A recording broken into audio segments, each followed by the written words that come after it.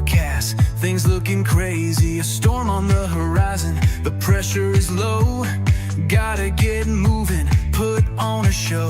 The news is all buzzing, state of alert, but we've got a plan, we're ready to work. Emergency Management Associates, we're here for the crisis, we're here for the fates. From the first sign of trouble to the all clear sign, we're on the front lines, we're one of a kind. Emergency Management Associates, we're the calm in the chaos, we're opening gates, connecting the dots and making the calls. We're picking you up when you're starting to fall.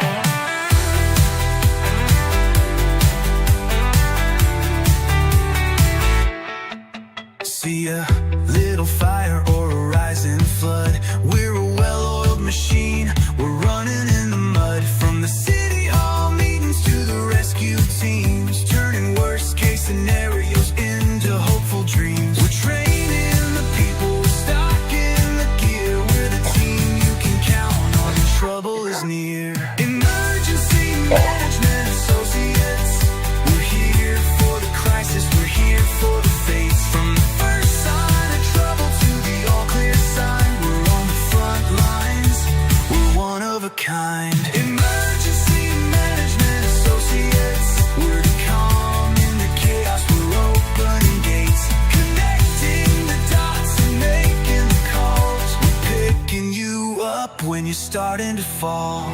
It's more than a job, it's a calling, you see. Prepared for the present and what's yet to be.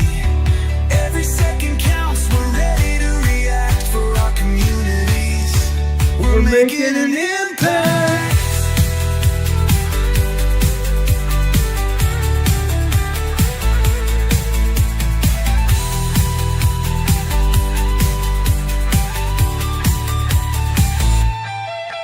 Emergency Management Associates, we're here for the crisis, we're here for the fates. From the first sign of trouble to the all clear sign, we're on the front lines, we're one of a kind. Emergency Management Associates, we're the calm in the chaos, we're opening gates, connecting the dots, we're making the calls. We're picking you up when you're starting to fall. Yeah, we're picking you up, we're ready to go.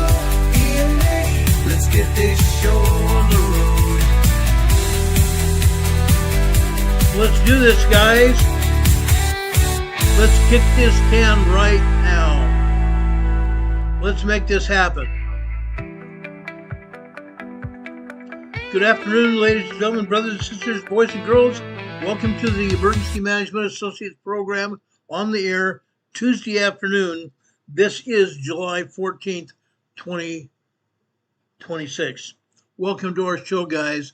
We're glad to have you here. I saw Total Vagabonds join our chat just a few minutes ago. He is from Ireland. He's from the Emerald Isles, guys. Welcome, Total Vagabonds, to our show tonight.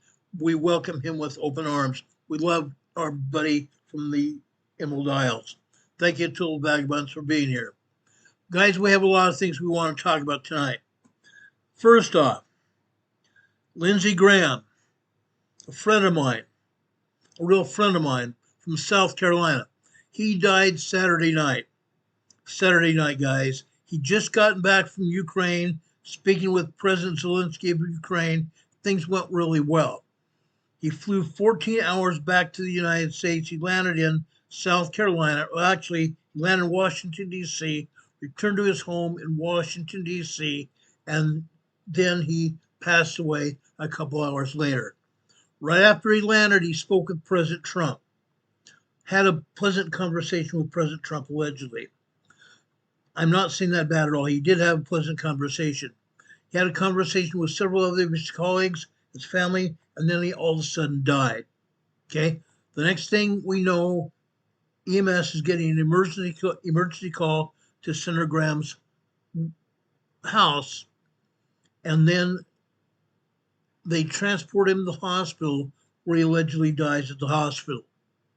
Now, this is concerning, okay? There's a lot of things going on here. Now, first off, he just got back from Ukraine. Okay, that's a long plane flight. The man was 71 years old. 71 is elderly gentleman, okay? Working a high-stress job. He traveled 14 hours on a plane, and in a plane, you don't get up and walk around a lot, guys. Sometimes you get blood clots, or sometimes an embolism appears in your bloodstream, and all of a sudden you have a heart attack and die. Yes, he did have a heart attack. They're saying his aorta came apart. The main artery from his heart came apart. The main artery that spreads blood throughout his bloodstream, pumps 7 liters of blood throughout his bloodstream every pulse, every minute of his day, every minute of his life, every minute of our lives. This could happen to anybody. But again, he just got back from a long plane ride from Ukraine. Now, the thing is this, okay? We are at war with Iran. Iran had put a target on Senator Graham's head, put a target on many of our Republican leaders' heads in our nation today, put a target also on President Trump. Last week, President Trump was on his way back from meeting with President Erdogan in Turkey. When he met with President Erdogan in Turkey, he rode over on his new plane, the famous presidential plane. He just got back. He just got back from being repaired and taken over and re-gone, making sure to be a presidential plane to be proud of. He flew that over to Turkey. Then Iran puts a target on his head, puts a target on all of our politicians' heads here in the United States, one of them being Lindsey Graham. Okay, put a target on everybody's head. After Lindsey Graham died, Iran said, hello, we did it. Iran said they were responsible for taking down Lindsey Graham. Whether they were or not, they took responsibility for his death. They're gunning after President Trump. When President Trump had to leave Turkey, he ordered that the other presidential plane that he'd been riding on for his entire terms in office, he ordered that to be flown to Turkey, and he took off from there in that plane, flew over from Turkey. Now, either way, okay, whether it was his new plane or his old plane had countermeasures. His old Air Force One had countermeasures. If they were fired upon or they were followed by Islamic planes, in any case, no matter where those Islamic planes came from, if they were attacked, Air Force One had countermeasures they could put out to prevent that plane from going down. Also, once President Trump had a target put on his back by Iran, all of a sudden that first Air Force One came over to Turkey and flew the reporters and everybody home. Now, the interesting thing is, when President Trump was in Turkey, they were already boarded on the new Air Force One. They had to transfer planes while they were on the ground, and President Trump told a story that he wanted to make sure nobody's worried or anything else. He told a story that nobody needs to be worried at all. Then they got in the air, they went back to the United States, and then it came out that the Air Force One new plane did not have countermeasures as the older plane did, so they had to fly it back over to England, flew back over to England to the Air Force Base in England, and he allegedly said that people wanted to see it in England. That's all fine and good. That's all fine and good. But the real reason was that the new plane did not have countermeasures in case it was attacked. And then we had F-14s, F-16s, and F-18s flying alongside Air Force One all the way home to make sure our president and his staff and reporters were protected on the way back to the United States. Iran wants our president dead. They want everybody dead here in the United States. They want to take over the country. That's the bottom line. Iran wants to take over the United States. That's been the case for a very, very long time. Now, things have happened. A lot of things have happened in the past, I want to say even the last 2 weeks. Okay? Actually, it goes a lot back further than that. For the last month or so, we've had a ceasefire between Israel, the United States, and Iran. Ceasefire has been in effect. And Iran has totally blown that ceasefire to pieces. They've continued their attacks on commercial shipping. They've continued their attacks on U.S. bases in the Middle East. They continued attacks also over on their other Arabian countries around the Gulf. They continue their attacks. They've been unrelenting. And yes, the United States of America and Israel have re-attacked Iran. They've stood up for our country. They've been standing up for our country. But Iran just doesn't care. Iran flat out doesn't care. They don't give a flying rat's butt what's going on. They want things to be as they want them and nothing else. That's not going to happen now. Okay? I'm trying to bring up a picture I put here in my database here. Hold on, I'm going to show you this to you in just a minute here.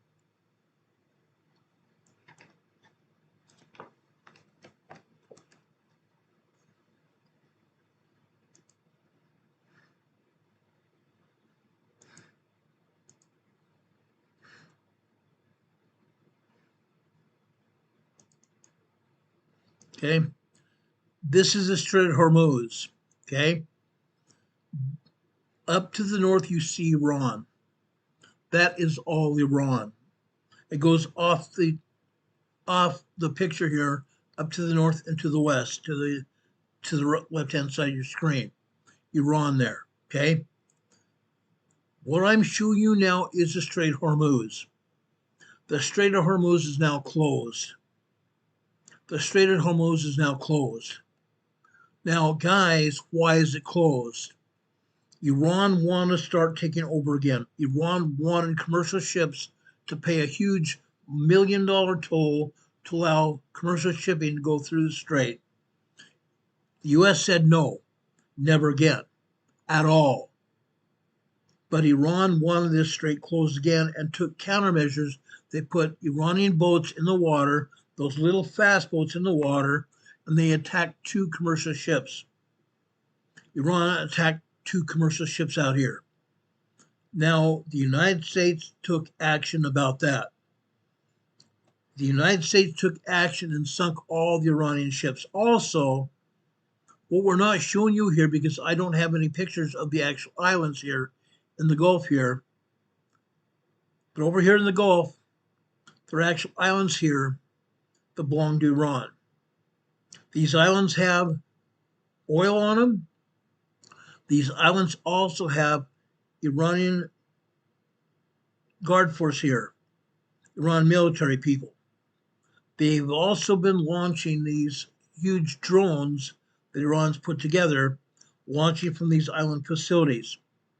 Now the United States this weekend attacked these islands, completely annihilating the islands. Completely annihilating these islands out here in the Persian Gulf. Taking them out. They hadn't taken them out before, they're taken out now. The United States has also launched attacks into Badr Abbas. Badr Abbas here, on the north side of the Strait of Hormuz here. Bandar Abbas, I'm sorry. If I saw it, Badr Abbas, it's Bandar Abbas here. The United States attacked Bandar Abbas and set it afire. We've also gone over into Tehran. Tehran's not listed on this map, but we've also attacked Tehran as well, completely annihilating the outskirts of Tehran, and we own the airspace. Now, what I didn't know and what was not possibly told to us in past episodes of this program, I did not know that Iran had their own Air Force planes still on the ground. I believe we had been told that the Air Force planes that Iran had been destroyed. Apparently, they have not been all destroyed. Iran has been trying to get those F-14s and F-16s up off the ground to attack the United States. We've also attacked what remains on the ground. The United States and Israeli military have attacked all the other places on the ground where Iran could do anything. We've completely left them ablaze. Also, the power has been knocked out in Tehran. All the power has been knocked out all over Iran. They have no power. President Trump did not want to do this originally. He wanted to make sure the people were taken care of. Now he has left Iran almost dead. Almost dead. Okay? What we're going to attack now are the strategic military and leadership facilities all over Iran. We're going to take them out and annihilate them. Annihilate them. Okay? President Trump said if Iran did not abide by the ceasefire, did not come to the table to sign an agreement, which they said they were going to do, he would annihilate them. And that's what he's presently doing. Iran has reneged on the ceasefire agreement. Iran has reneged on the surrender agreement. Now everything's null and void, and the United States and Israel are going back and going after Iran. And they're going to destroy Iran. Okay? They're going to destroy Iran until they get an absolute surrender. What also is going on? Let me also explain what else is going on here. Okay? The other nations around the Persian Gulf, Saudi Arabia, Bahrain, Oman, and the other countries are attacking Iran now. They've had it. They're done with Iran totally. Okay? So not only is the United States attacking, Israel's attacking, but the other nations, the Arab nations in and around the Gulf, are also attacking Iran. This is the worst case scenario. This is very much the worst case scenario here. Nobody even realized what was going to happen here. Nobody. But then the Gulf nations said, we're done. We are absolutely done being attacked by Iran. So now the other Arab nations have also opened up against Iran. Iran's going to go down this time. Iran's going to be completely annihilated, okay, until they come to a surrender agreement with everybody. Not just with the United States and Israel, but everybody. Okay? Now with that said, with all that said, Lindsey Graham dying, and also another senator that's been in the hospital for over a month and not hardly anybody hearing from him. Yes, some of his alleged colleagues have heard from him, but that's all. He's been in the hospital sitting there. Senator from Kentucky that served 28 to, I think it's 30 years now in the Senate. Longest serving senator in history. He's in the hospital. He allegedly had a heart attack and possibly died, but they said they revived him and he's slowly recovering. Okay? But his office is not putting out any additional information except he's in the hospital recovering. That's all they're saying. There's all kinds of stuff going on here. All kinds of weighing going on. The politicians in Washington, D.C. and the Democrat side are trying to weigh this so they can run a Democrat against him in Kentucky and take over a Senate seat in Washington, D.C. Now, right now in the Senate, I think it's 47-51 votes. 51 votes that are Republican or conservative votes, and 47 votes that are Democrat. Very, very slim margin here. Now, if there is one vote that doesn't go through, there's even one vote that doesn't go through, the Conservative Party would lose. The Conservative Party would lose. The Republicans have had control over the Senate, but because there's been such a slim margin of votes in the Senate, very little has happened during the past year and a half. Very little has happened. When Lindsey Graham died, the South Carolina governor yesterday came forward and appointed his sister to take over his seat until a election could be held in November to replace Senator Graham. That's not the case for the senator from Kentucky. Not the case for him. But there's going to be a meeting held here in Washington, D.C. on Thursday. Thursday evening at 9 p.m. Eastern Time, the President of the United States, surrounded by the National Defense Agency, the CIA, the FBI, and the National Intelligence Agency, everybody's going to be there. Everybody's going to be in attendance along with President Trump. President Trump has some information to relay to us. I would urge everybody if possible, please tune in your televisions and or radios to a news talk station to listen to President Trump on Thursday night at 9 p.m. Eastern Time. This is going to be addressed to the nation, addressed to the entire world.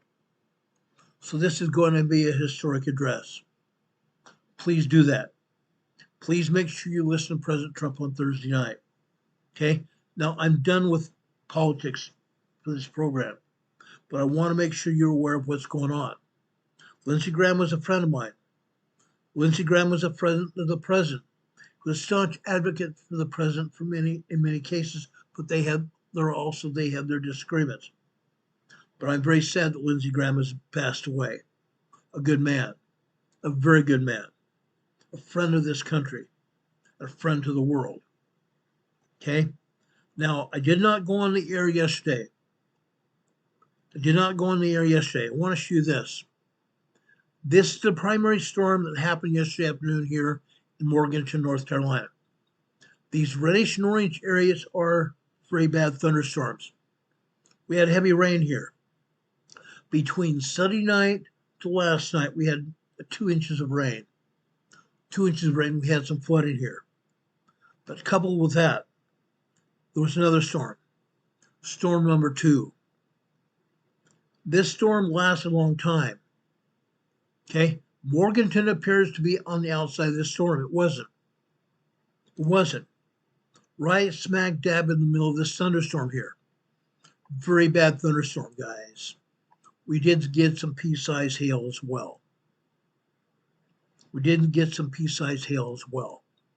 But I want to explain why we did not come on the air yesterday. Bad thunderstorms. I turned off all our electronic equipment. In fact, last night we did suffer an outage of one of our cell towers, so we had no communications with our phones.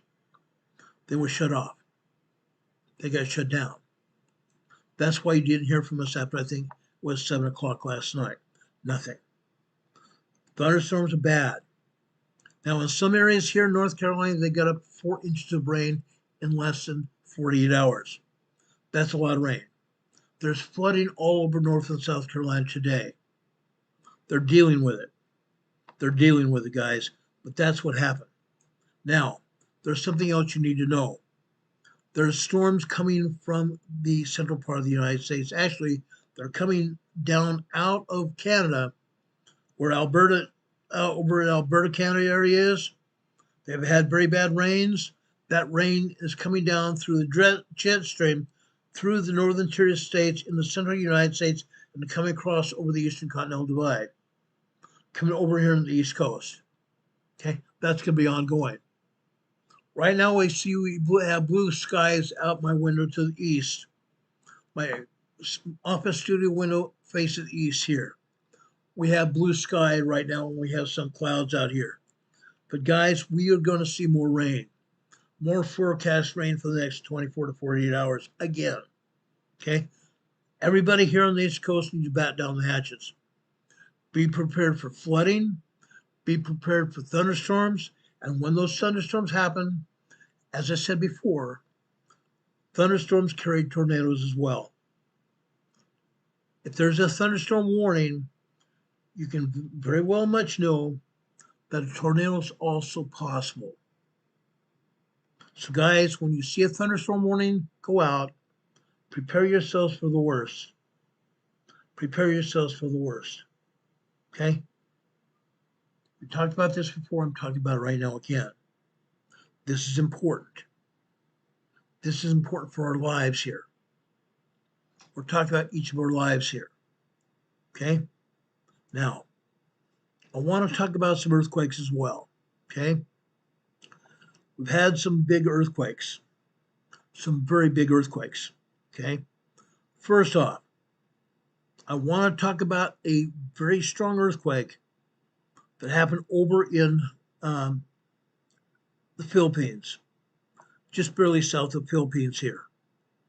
I'm going to take down our EMA banner here. I'm going to take down our webcam for the time being so you can see what I'm talking about here.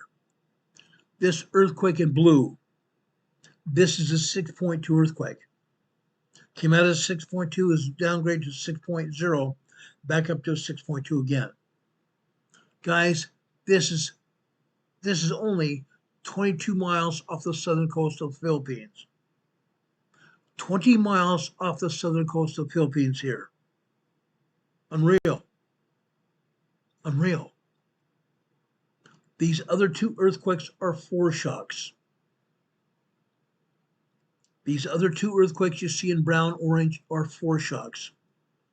Foreshocks, guys. This earthquake of 4.6, this hit at 9:38 p.m. last night. 9:38 p.m. last night. This earthquake of 5.1, this hit at 4.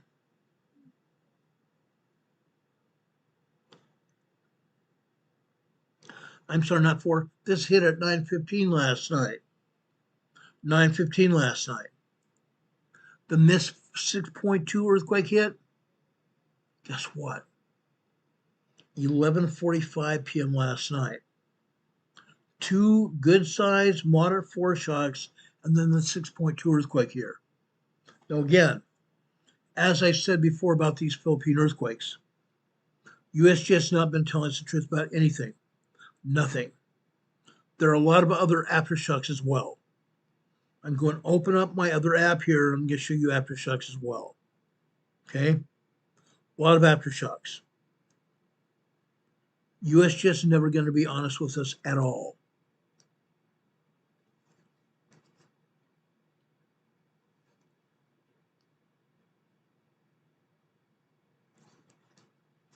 Okay?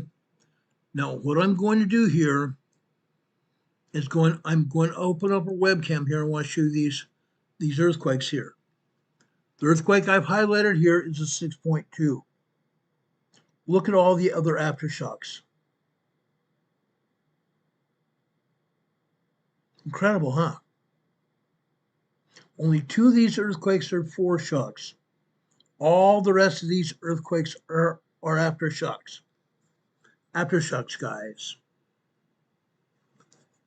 This is one of those foreshocks here. Okay?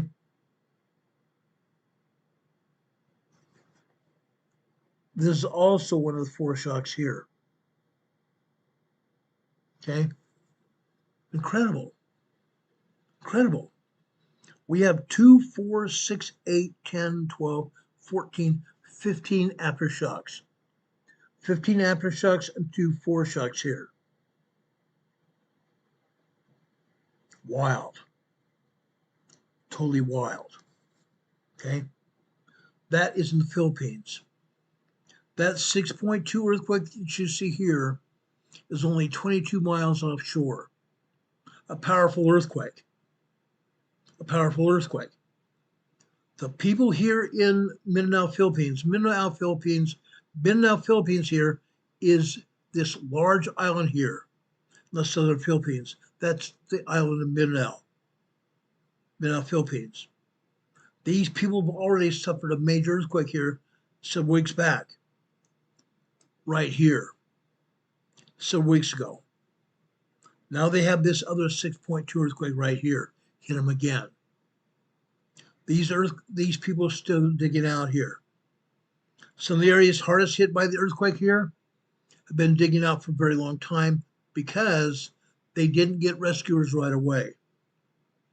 A lot of people died as a result of this earthquake here. We talked about that. Now 22 more earthquakes hit them today.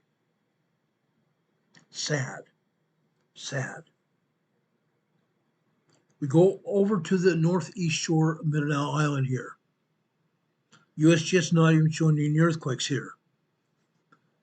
There's a 3.3 earthquake here on the fault zone. The Philippine Trench here. Edge of the tectonic plate here. That's a 3.3 small quake. This is a 3.5 small quake.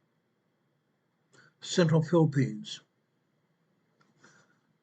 The southwest of there, also in the central Philippines here, is a 3.2 small earthquake here.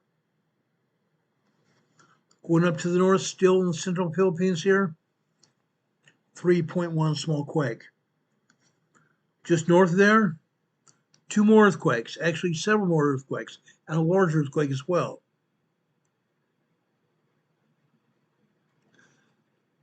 Here's another large 5.2 earthquake here. Large 5.2 earthquake here. This is offshore here.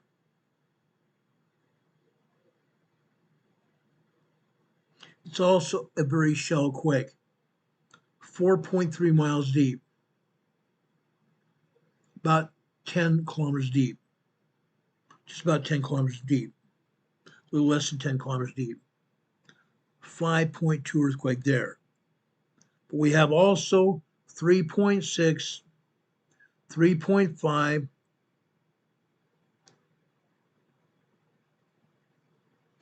3.0, 3.4, 3.1, 4.8, and 3.1. Here's another 4.8 earthquake here in the central Philippines. Okay, they're getting beat up here.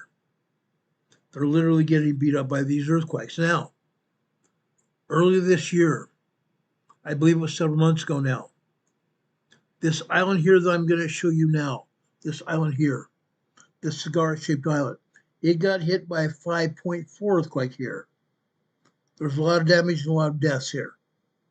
Now here, they're also here on the north side of the island getting hit by a 4.6 earthquake. 4.6 more earthquake here. But again, guess what? Guess what? They're showing a 5.2 here. They're showing a 4.8 here, but they're not showing these other earthquakes here. Not showing these other earthquakes. Yes, they are showing this one on the north side of the island here, 4.6 here. But they're not showing any of the other earthquakes here. They're not important. They're not allegedly important here. Okay? It's unreal here. Really is. Then we go over to Vietnam. Vietnam also got hit, guys. Vietnam got hit earlier today. 2:48 a.m. 4.6 earthquake hit here in Vietnam. Con Tum, Vietnam. Now, guys, I don't think I've even covered any earthquakes at all here in Vietnam in the past. This is a first. This is a first. However, again, I want to remind all of you, this is one of the largest tectonic areas in the world. 7 different tectonic plates frequent this area. 7 different tectonic plates frequent this area from Samoa and Tonga here, going over into Fiji, down here to the Legacy Islands here, up into Vanuatu, the Solomon Islands here, Indonesia here, the Philippines, going north here, northern Philippines here,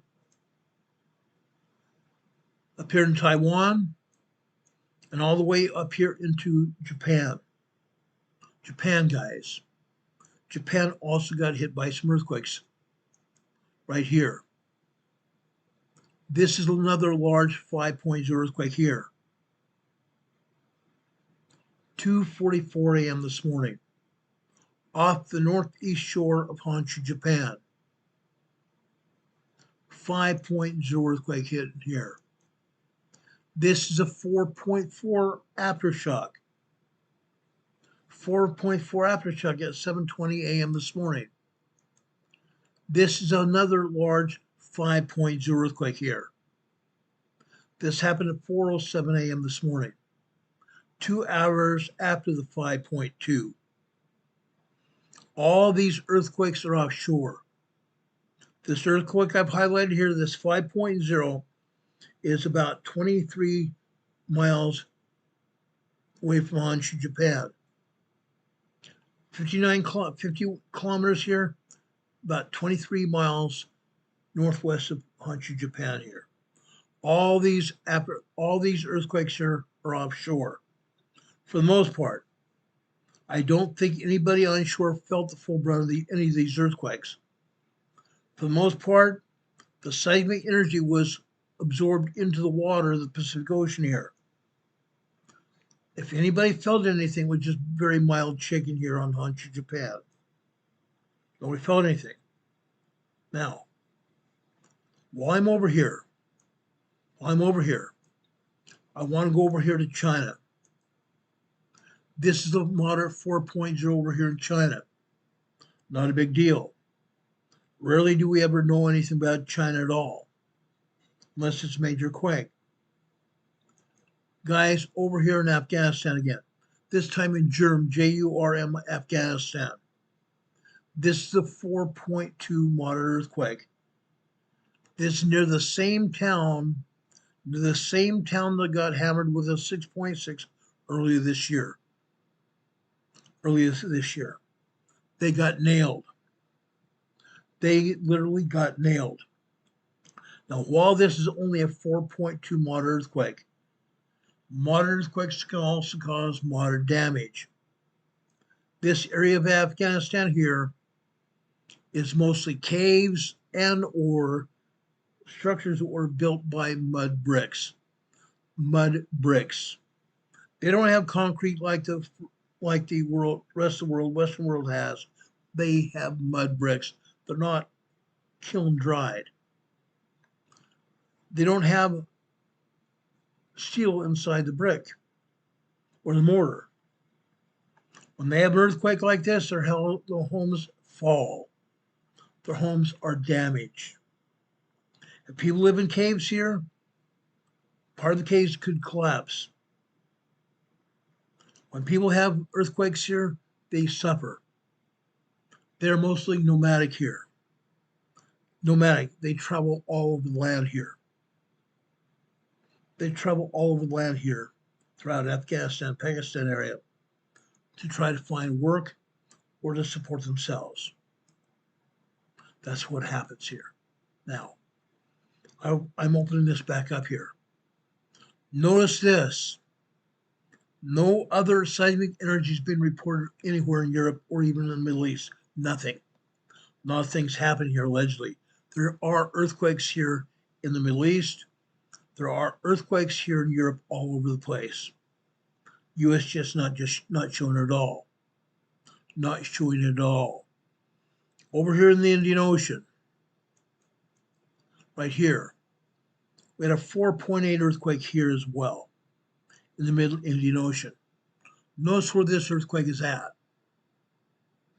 This earthquake is going to climb up with this fault zone. It's called the Carlsberg Ridge here. It's going to climb up the Carlsberg Ridge, either go into Saudi Arabia or eventually up here into Iran, up here into southern Iran. Okay? That's what happens. That's exactly what happens. 4.8 earthquake here. It's going to either climb up into Saudi or go up in southern Iran. Some probably within the next 7 to 10 days. Okay? Now, before I let you go and talk about other things here, I'm not going to let you go. I'm going to talk about some other things on the Pneumatic Fault. Central Peru. This is important. Okay? Down in Chile, southern Chile had 18 earthquakes today. 18 earthquakes. Most of those earthquakes are 2.7, 2.8, 3.0, 3.2, 3.5, and 3.7 earthquakes in central Chile. Northern Chile had another 18 earthquakes there. 3.0, 3.9, 4.0, 4.7 earthquakes here in northern Chile. Here in central Peru, totally different story here. Absolutely different story. Central Peru here had a 5.6 earthquake here. 5.6 earthquake here. Okay? This earthquake didn't happen just in the tops of the Andes Mountains here. This earthquake happened partially on the east side of the Andes Mountains here. East side of the Andes Mountains. There are towns here, Permiac, to the north and west here, Arequipa, Peru, Puno down here to the south, Lake Titicaca, Puno, La Paz, Bolivia here. Guys, this earthquake was a powerful 5.6 large earthquake, very strong earthquake. This earthquake was largely felt all over Peru, all the way down to northern Chile, all over Bolivia as well. All over Bolivia as well. This is a powerful earthquake here. Powerful earthquake. 5.6 earthquake, guys. I'm kind of surprised USGS even told us about it. Honestly. They're not telling us about any other earthquakes here. There are earthquakes that are here in Colombia. There are more earthquakes here in northern Venezuela as well, especially around Caracas. We have tremors, we have minor earthquakes all over this area. And yes, we've had a 4.5 earthquake here near Caracas as well. Caracas is still digging out people here. All over northern Venezuela, they're still digging out people who were covered in debris, covered by collapsed buildings here. 2,200 buildings collapsed here in northern Venezuela. 2,200 buildings collapsed. Incredible numbers. Incredible numbers. The death toll has now surpassed 4,000 people. The death toll here in Venezuela has now surpassed 4,000 people and over 17,000 people injured as a result of the 7.2, 7.5 earthquake here. I believe the 7.5 was actually an 8.4 earthquake. Okay? That's what's going on here. Now, I want to go over here in the southwestern Puerto Rico.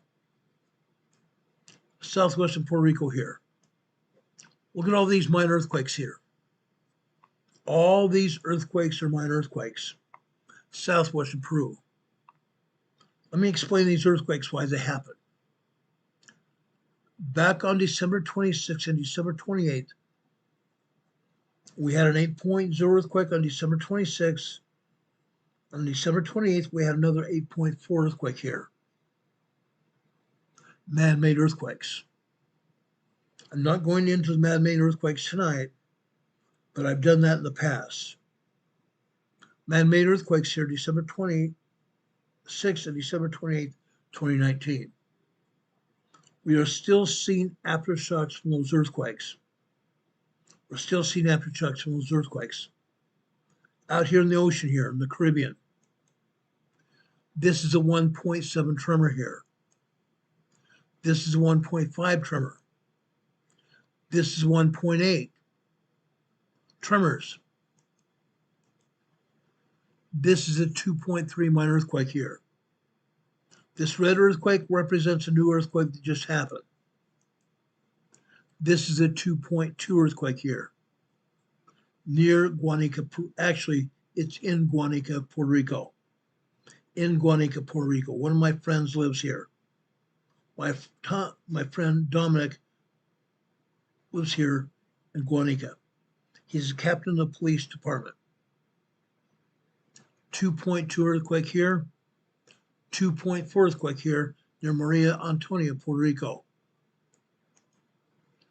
This is a 2.3 minor earthquake. This is a 2.8 minor earthquake.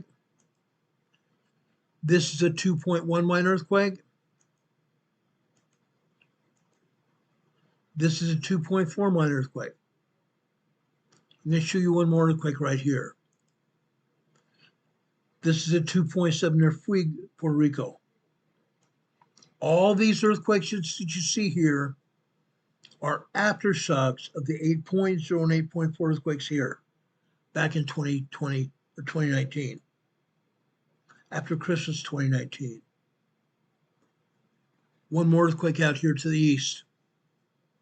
I don't believe this earthquake has anything to do with the earthquakes in Western Puerto Rico. This earthquake is also minor 2.6 near Indios, Puerto Rico. Now, there is a small chance that this earthquake may be affiliated with the other earthquakes here in Western Puerto Rico. A small chance. But all the other earthquakes here are definitely aftershocks from that 8.0 and 8.4 earthquake hit here December 26th, December 28th, 2019. Major earthquakes. This is what happens. Aftershocks can continue for 7, 8 to 10 years. 7, 8 to 10 years. Months, weeks, months, and even years after the major earthquake. That's what happens. That's what happens. One other earthquake here in Western Puerto Rico here. I don't think it might have something to do with it here. May have something to do with those major earthquakes here. This is also a 2.2 earthquake. Why would it have anything to do with these other earthquakes?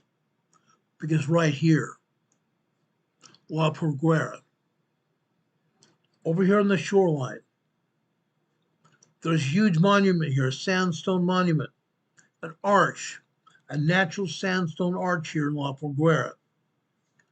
After the 8.4 earthquake hit, the sandstone arch collapsed. The sandstone arch collapsed after the 8.4 earthquake. That sandstone arch was one of the only other sandstone arches anywhere near like sandstone arches in southern Utah, Arches National Park, southern Utah. But the sandstone arch here near La Porguera went down after the 8.4 earthquake. Okay? That's how this earthquake here might be related. This also might be an aftershock. 2.2 earthquake here. Now, I'm going to back out here. I'm going up here to the north here. Going up here to the north.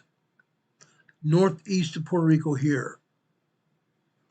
This is the 3.1 earthquake, 65 kilometers northwest of Charlotte, U.S. Virgin Islands. One other earthquake here, a 2.8, 75 kilometers northeast of Cruz Bay, U.S. Virgin Islands. Okay? Over here to the west. Over here off the northeast side of the Dominican Republic, on the Cayman Ridge here. Notice what this earthquake is on the Cayman Ridge here. This is a 4.0 earthquake here. 4.0 moderate earthquake here. 41 kilometers northeast of Las Terrenas, Dominican Republic. I don't think anybody felt this earthquake because the ocean waters of the Caribbean Sea here absorb the shock waves from these quakes. Okay? Modern earthquakes, far enough offshore, I don't think anybody on the Dominican Republic even felt this earthquake. Okay? Now, I want to go over here to Central America just for a minute. Right here. Right here, guys. This is a 5.0 earthquake here. Southern Mexico, just north of Guatemala. A large 5.0 earthquake hit land here on the Cocos Plate, southern Mexico here, just north of Guatemala. Guys, these communities felt this earthquake. These communities felt this earthquake.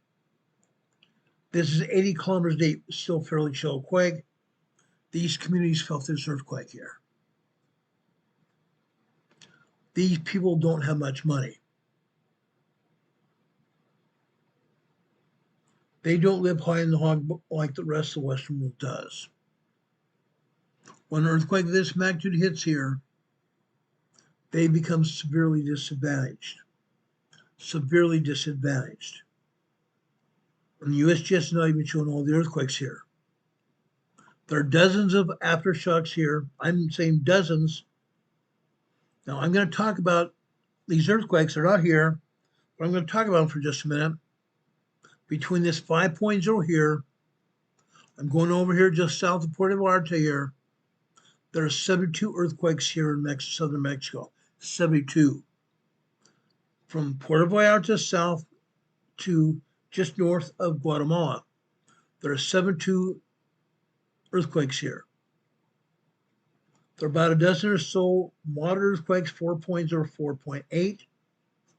There's dozens and literally dozens of small earthquakes, 3.0, 3.9. And yes, we have a handful of 2.0, 2.8 earthquakes here as well, all over southern Mexico. Again, USGS is not showing any of them. None. None, zip, zero, zilch. Now, tomorrow we'll talk about Southern California. Southern California's had all kinds of earthquakes. Literally all kinds of earthquakes. Briefly, I'm just going to touch on a few of those earthquakes in Southern California, right here, on the Garlock Fault. Johannesburg, California, right here. 18 earthquakes here. 18 earthquakes. Guess what? We had a 4.3 earthquake here yesterday. 4.3 earthquake here yesterday, and we have 18 aftershocks since then. This is just one of those. This is a 2.0 earthquake here. Yes, there are some small tremors here, but the majority of these earthquakes are 2.0 to 2.8 in magnitude. Minor earthquakes. Johannesburg, California. Now, with that said, Johannesburg, California has had all kinds of earthquakes here in the past. They continue to see small swarms, small caches of earthquakes here. This is the largest earthquake series that's hit here in Johannesburg, California in the last little while. That's because they had a 4.3 here just yesterday. That's why. Now, guys, we're going to see a lot of earthquakes here. You'll see a lot. On the San Andreas Fault at the Garlock Fault, Fraser Park, California. This is a 1.1 tremor here. 1.1 tremor. Just south of Malibu, California. 1.6 tremor here. 1.6 here. East of Long Beach, Orange, California. 1.4 tremor. Going up here, San Dimas, California, is 0.9 microquake. Going north here, on the San Andreas Fault, 2.0 earthquake here in San Vincent, California. The south and east of there, also on the east side of the San Andreas, 0.8 microquake here. We go south here, also on the east side of the San Andreas here, a 0.6 in Running Springs, California. Running Springs, California, this is not anything new here. They have tremors and microquakes here all the time. Right here. Right here, guys. Earthquakes. We've seen small caches of earthquakes here for quite a while. On the San Jacinto Fault. The San Jacinto Fault. This is 1.0 tremor here. This is 0.7 microquake. Loma Linda, California. Loma Linda, California. Just south of Loma Linda Medical Center. Just south of Loma Linda Medical Center. A microquake. Not felt. Not felt. 0.8 Redlands, microquake. 0.8 also Redlands, a microquake. 0.9 Redlands, a microquake. 0.5 Redlands, a microquake. All these earthquakes here are on the San Jacinto Fault. The San Jacinto Fault is also locked and loaded here. The San Jacinto Fault is locked and loaded just like the San Andreas Fault is. Yet we're still expecting a major earthquake here on the San Andreas. A 6.5 to 7.5 earthquake is going to hit here very shortly. Very shortly. Why am I talking about it now? Because, guys, we need to remind ourselves what's happening here.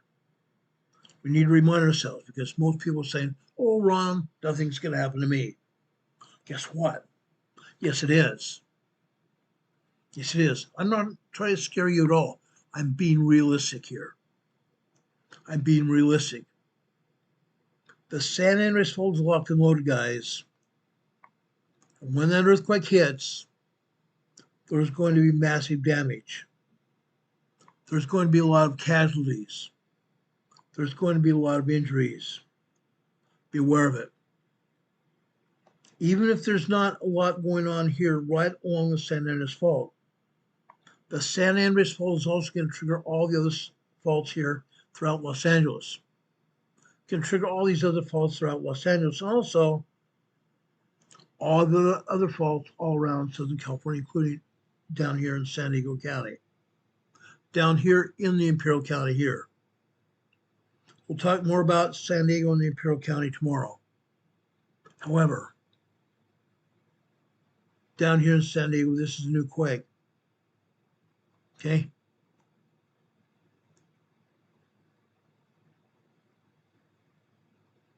I'm sorry, that's not an earthquake. This earthquake here is northeast Ensenada, California, Baja, California. Earthquake I wanted to point out is right here. Rancho San Diego, southeast of Ramona. Southeast of Ramona. 2 miles east-northeast of Rancho San Diego. This is a retirement community here. This is a retirement community here, guys. This is just south the San Jacinto Fault. South of the San Jacinto Fault here. Like I said before, the San Jacinto Fault is going to be going off when the San Andreas Fault hits. All the other ancillary faults in the area are going to be hit as well. There's going to be all kinds of earthquakes here, all kinds of earthquakes all the time. Right here. Okay? I just love going over here into Chula Vista, California. They call it Chulawana because it's so close to Mexico. They're calling this a quarry blast, a 1.0 tremor quarry blast.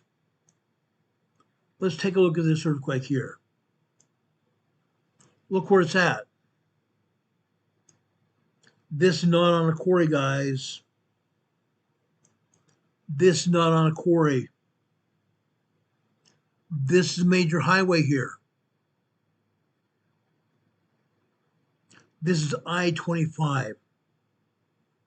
State Route I-25.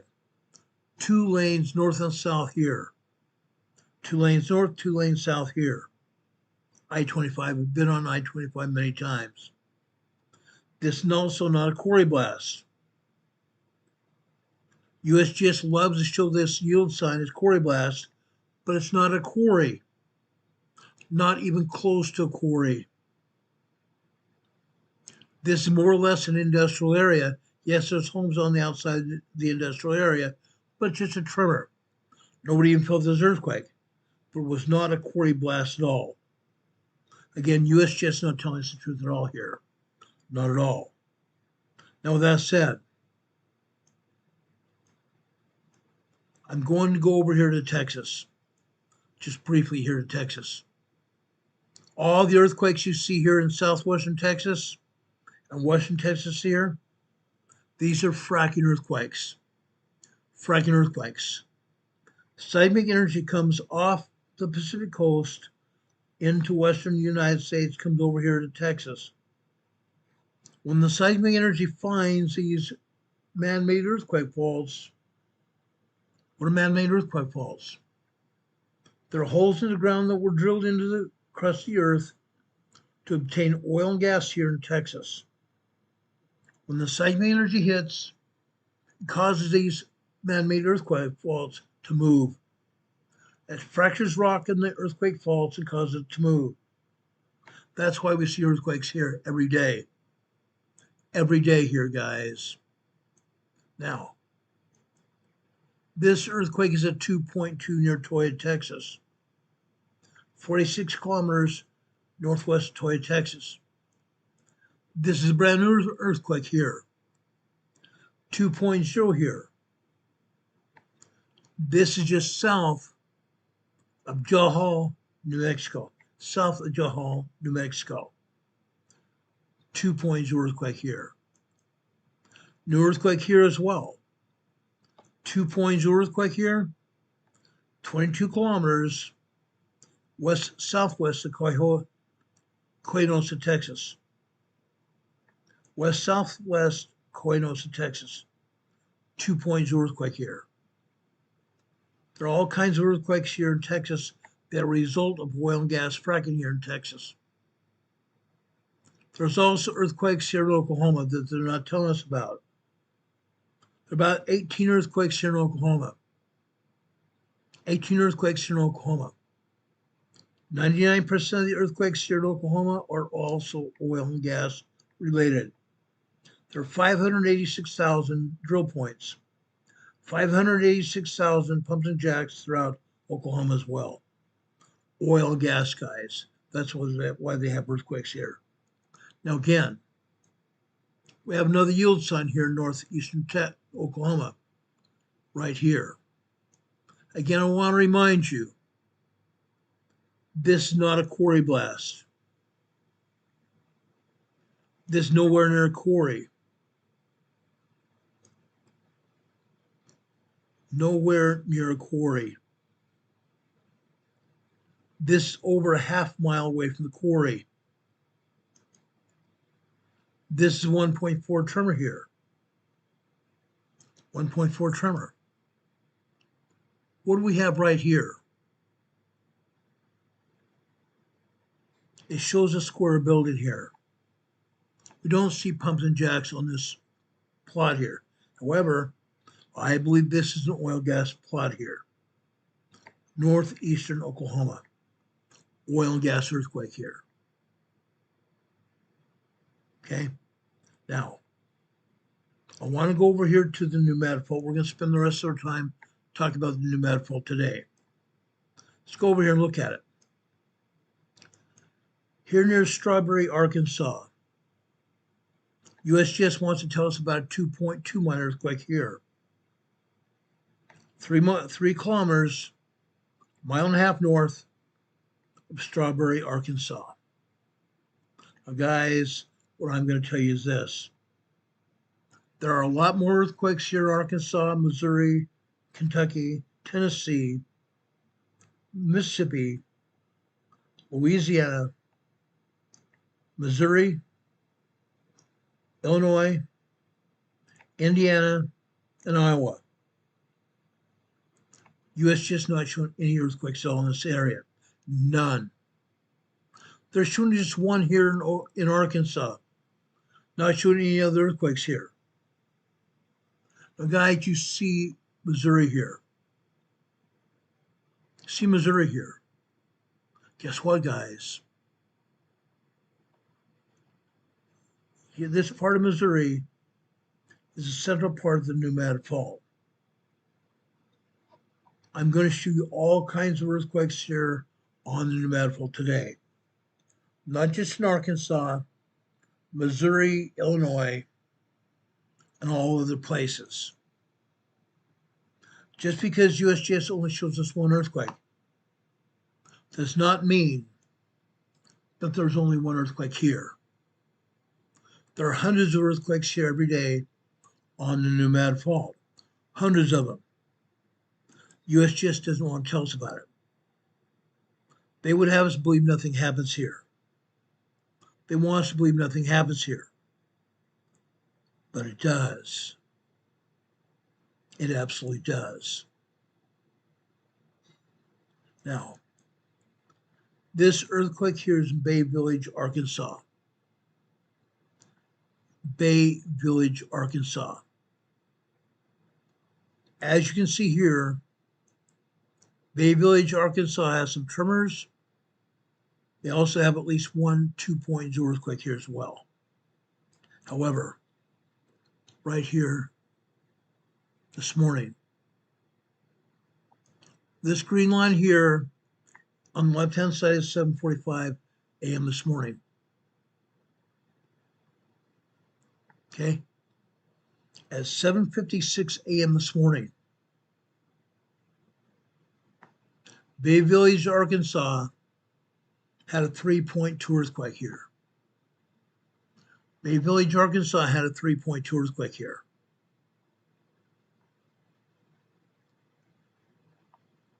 But you see 1-2 earthquake here, and all the rest of these earthquakes are tremors. All the rest of these earthquakes are all tremors here. Bay Village, Arkansas. The top black line on the left-hand side is 12 midnight. 12 midnight, just so you can get your bearing straight here. Let's continue this talk here. This is Bay Village, Arkansas this afternoon. Again, this afternoon here, we're seeing tremors and we're also seeing some minor earthquakes. Minor earthquakes. For example,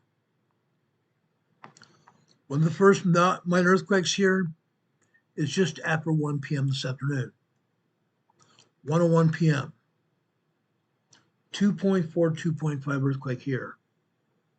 Prior to that, we had a 2.2. Then a 2.4, 2.5 earthquake hit.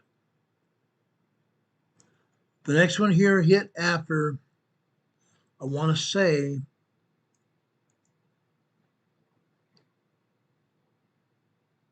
2:10 this afternoon. 2:10 this afternoon. 2.8, 2.9 earthquake here at 2:10 this afternoon. And other tremors here. Bay Village, Arkansas. Okay. On the Nomad Fault. Let's go over to Hatachikoon, Arkansas. About 20 miles west of the fault. 20 miles west of the fault. Here in Hatachikoon, we've seen 3-point earthquakes here before. We're still seeing minor earthquakes here. Minor earthquakes today. The largest one you see here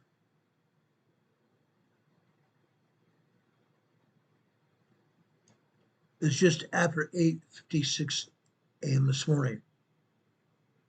Just after 8:56, they had a 2.93 earthquake here. You can also see some other minor earthquakes here again. 2.4, 2.5, 2.7, 2.8. That's what we see here. Hatachikoon, Arkansas. As I said before, Hatachikoon has seen 3-point earthquakes here all the time, quite frequently. literally all the time. Today it was just minor earthquakes. Going over here towards the Pneumatic Fault, Mark Tree, Arkansas this morning. Mark Tree, Arkansas this morning, guys. Look at all these earthquakes here. The top black line here is 12 midnight, right off the bat. Now, guys, we had 2.0 earthquakes here. Prior to those minor earthquakes, we had tremors, about a minute and a half. Then we had 2.0 earthquake, 2.4, 2.5, 2.7, 2.8 earthquake. Then they downgraded to 2.4, 2.0, and tremors again. After 1:15 on the red line here, this red line here, we're seeing minor earthquakes here as well. Minor earthquakes. Tremors building up to minor earthquakes and then dissipating. 148, 149 this morning on the green line. Minor earthquakes again building up to 2.4, 2.5 earthquake here, I believe. The next red line here is 2:15 a.m. this morning. Starts off with tremors, 2:16 this morning, 2.0, 2.2 earthquakes. This time building up to 2.7, 2.8 earthquakes, then dissipating again. That happens here in Mark Tree. We've also seen a lot of 3.0, 3.5, even up to 4.0 earthquakes here in Mark Tree, Arkansas before. Major shaking here before. Not major earthquakes, but major shaking. Lots and lots of shaking here. Mark Tree, Arkansas. Now, after 4 a.m. this morning, about 4:10 on the black line, 3.1 earthquake. 3.1 earthquake. Also notice, at least on the top of this earthquake sequence was cut off. Was cut off. We don't know the exact strength of this earthquake, but I'm going to tell you this. This earthquake was at least a 3.1, 3.2 earthquake. This earthquake shaking lasted a minute and a half, about 90 seconds. That is powerful shaking, no matter what you want to think about it. Powerful shaking. Shaking lasts a minute and a half. You feel the ground move beneath your feet. You feel your floor move. You may see your furniture moving along the floor as well. The ground floor is shaking. Then we come down here to 4:15 a.m. Prior to that, 4 o'clock a.m. on the black line, we go over to the right. We start seeing tremors happen about 4:55. I'm sorry, not 4:55. 4:10 a.m. this morning. They grow in size, minor earthquakes, 2.7, 2.8. That continues for about 2 minutes. Come over here at 4:15, all of a sudden we have 3.0 earthquakes. 3.0 earthquakes last 2+ minutes here. Over 2 minutes of 3.0 shaking here. Also, the top and the bottom of the sequence was cut off. This may have been stronger than 3.1, 3.2 earthquakes here. Yeah. Then we have shaking here at 2 or 4:30 on the blue line. 4:30 here in the blue line. Those are minor earthquakes reaching up to 2.6, 2.7, back down to minor 2.0s, and back down to tremors again. Then you see a lot of tremors happen after that. Except except after 7 a.m. Go down the black line to 7 a.m. on the left-hand side. Come over here to the right. About 7:10 a.m. this morning, we had 3.0, 3.1 earthquakes. Prior to that, tremors, minor earthquakes. Tremors, minor earthquakes, 2.8, 2.9, 2.9, 3.0, 3.0, 3.1 earthquakes here.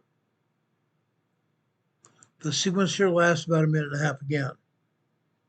Then goes down to minor earthquakes, 2.8, 2.9, 2.6, 2.7, 2.8, 2.9 again, then back to 2.0 and back to tremors again. Yeah. This happens in Martree, Arkansas all too frequently. Every day, guys, every day. Then down here on this bottom blue line here, or not quite the bottom, but this second blue line from the bottom, that is 10:30 this morning. 10:30 this morning on the left-hand side, we have tiny tremors. Then it builds up to minor earthquakes here and goes back down into tremors and dissipates. We had 1, 2, 3, 4, 4.5 minutes of minor earthquakes. 4.5 minutes worth of shaking with minor earthquakes. 2.0 to 2.8 earthquakes here. They're not felt. They're not felt, but there is shaking here. Martree, Arkansas. The shaking didn't stop this afternoon either. Martree, Arkansas here on the right-hand side top, black line, 12 noon on the left-hand side, 12:14 over on the far left. Tremor activity here. The same thing here after 1:30 p.m. on the blue line here. Tremor activity. Then we drop down here to 1:45 on the green line. These are minor tremors and minor earthquakes, 2.0, 2.2, then back to tremors and back to completely dissipating again. Martree, Arkansas, guys. Usually we see a lot more 3.0, 3.5 earthquakes here in Martree. Usually. Okay? But the shaking still going on here on the Pneumatic Fault. Still moving in a big way. Now, I want to drop down to Central Arkansas, East Central Arkansas, east of Little Rock. Right before we get on the bridge to carry us over to Tennessee, we go to Memphis, Arkansas. Memphis, Arkansas. Guess what? Look at all these tremors, guys. Look at all these tremors. Literally all night, all morning long. No earthquakes, but tremors here. Right next to the Pneumatic Fault. All day long. All day long. They continue this afternoon until I cut it off to show you. I cut off the segment here to show you today.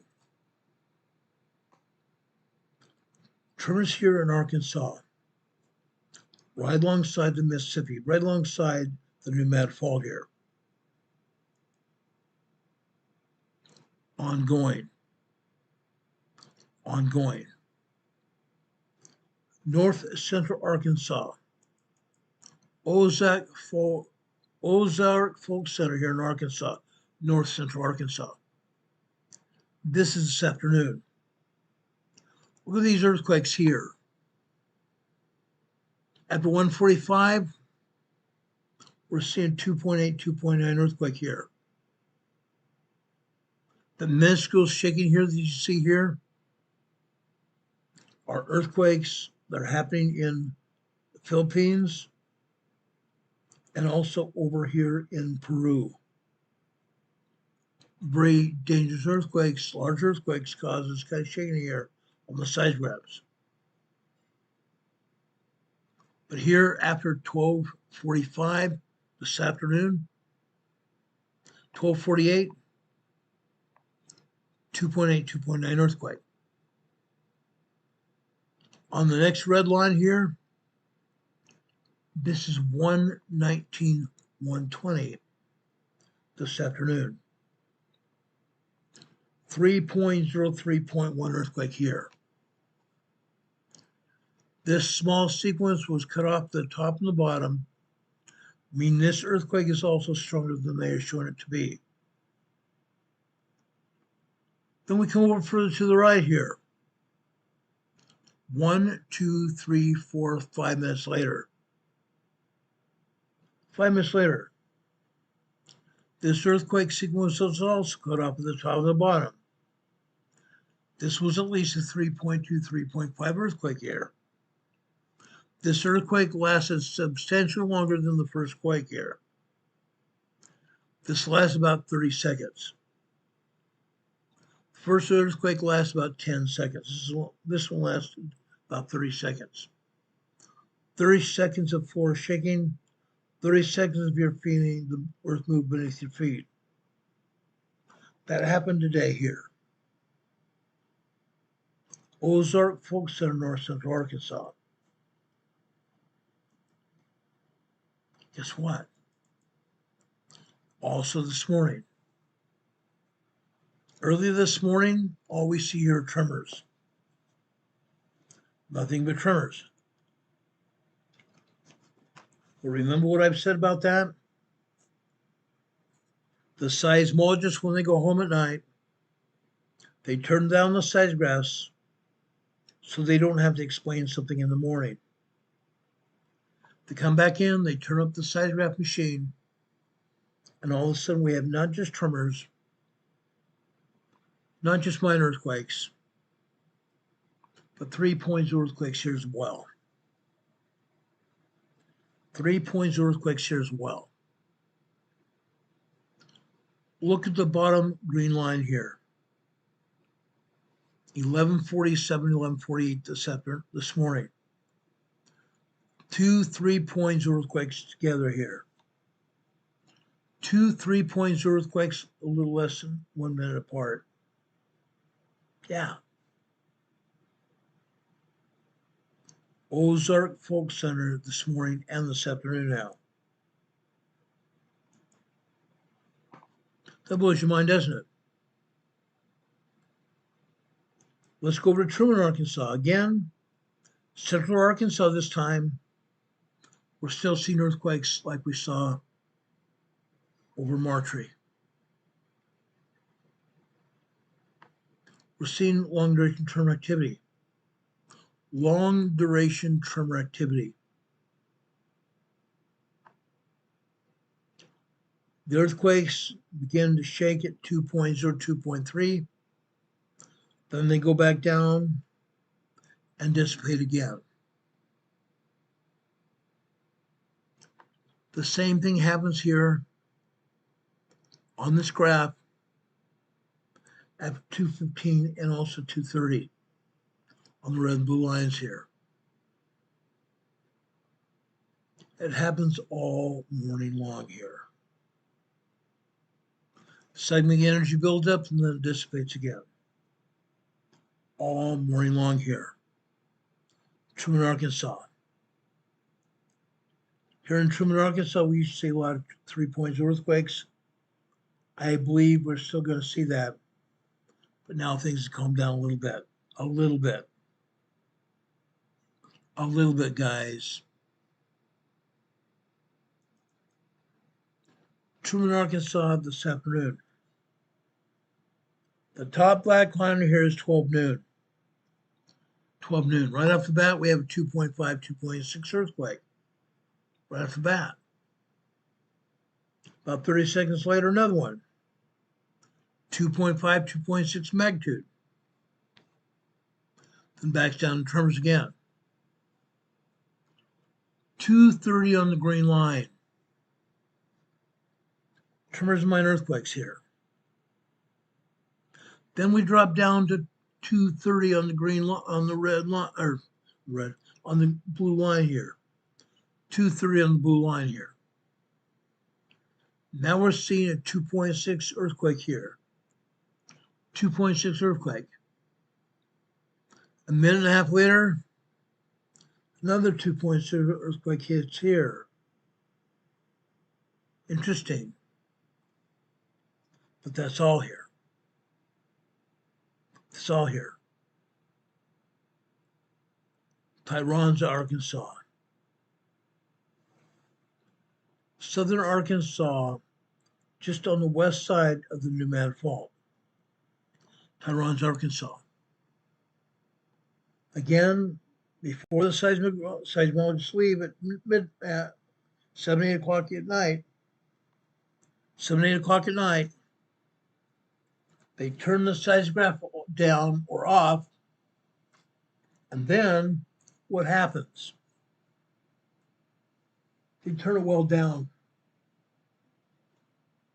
They turn down so they don't have to explain anything when they come back in. All night long we see tremor activity. Nothing but tremor activity. Then what happens later on this morning?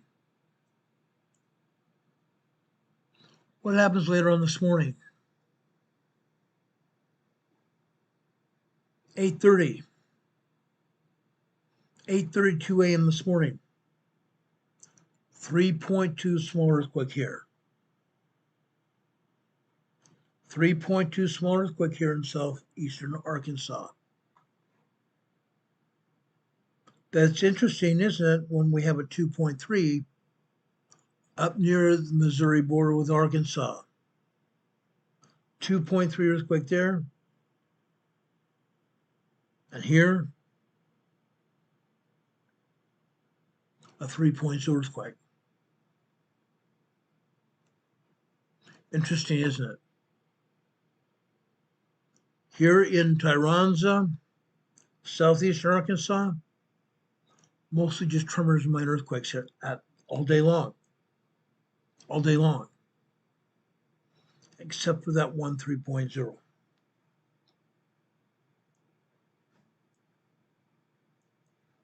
Then we go down here to this afternoon.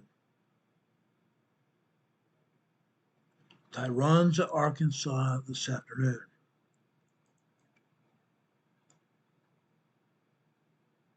With this.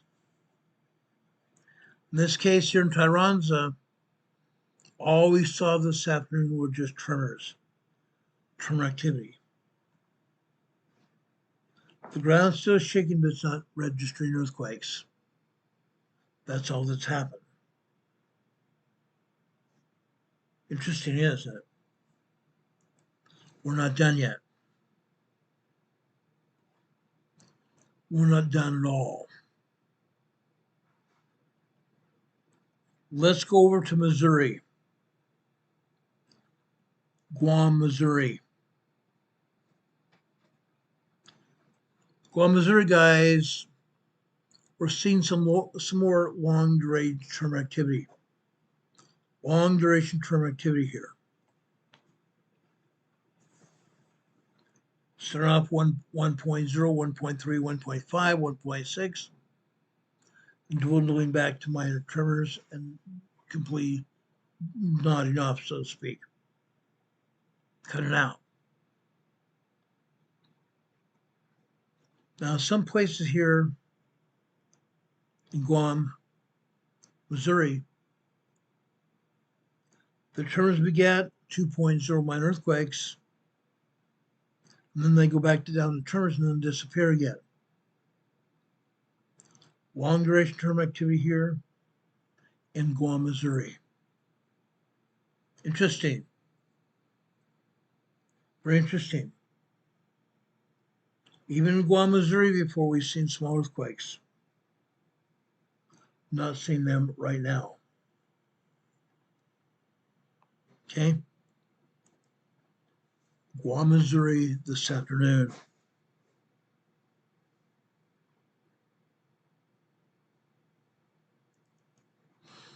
This is Guam, Missouri this afternoon. In this case, on this blue line here, that would be 2:30 this afternoon on the far left. The guy is just after 12:31. We had our first 3.03.3 earthquake. Then we had 3.1. Then it dropped off. Things dropped off very rapidly here. Most of this time you see here this afternoon, minor earthquakes. 2.4, 2.5, 2.6, 2.9, and less. That's it. That's it. Missouri, guys. Missouri. But I'm not done. I'm not done. Let's go over to Matthews, Missouri. Matthews, Missouri. Once the pneumatic fault goes north, goes up to Missouri, then it comes over to the east for a short while. Then it goes north again. Where it goes over the east, north of that eastward turn, is Matthews, Missouri, and New Madrid, Missouri, right next to the fault. Then to the north, Matthews, Missouri, and Quaney, Missouri to the north, Matthews. Look what we're going to show you here. This is Matthews, Missouri today. Right here. Matthews, Missouri today. Over here at 1, 2, 3, 4 a.m. on the left-hand side. Come over here right. Okay. This will be 4:13 a.m. this morning. Here we're seeing 3.0 earthquakes. Nearly 3 minutes of 3.0 earthquakes here.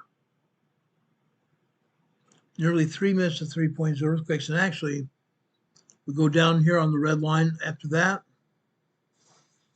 4:15. That's a 3.2 earthquake. So we nearly have 2 minutes of 3.0s.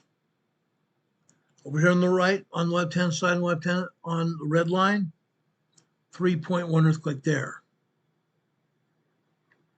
Then, later this morning, 2:15 on the right-hand side on the red line. Over on the right-hand side, we have tremors building up here. About 10:11 a.m. this morning, tremors 1.0, 1.1, tremors building up. Over here, at approximately 10:13, 10:14, tremors building up to 1.8, 1.9. Then over here on the left-hand side on the blue line, 10:30 this morning, 2.5, 2.6, 2.9, 3.0, 3.0 activity, going back and forth between 2.7, 2.8, back to 3.0 here. At 10:32 this morning, 3.2 earthquake here. 3.2 earthquake, then dwindles down for about a minute and a half to be minor earthquakes, 2.4, 2.5, 2.6, 2.0, 1.8, 1.4, 1.2, 1.1, and nothing. Tiny tremors, microquakes after that. Matthews, Missouri, on just north of the Pneumatic Fault. Just about 20 miles north of the Pneumatic Fault. Matthews, Missouri. We've seen Matthews, Missouri last week when they had, USGS said we had a 2.3 earthquake. Guess what I showed you? Earthquake stronger than 2.3 last week. They want to play these games. They don't want to admit what's exactly going on. They don't want to admit exactly what's going on. Now, south of Matthews, we have Morrison, Missouri, right here. Morrison, Missouri is on the Pneumatic Fault, literally right next to the river. We have tremors here, don't we? Lots and lots of tremors here. That was this morning.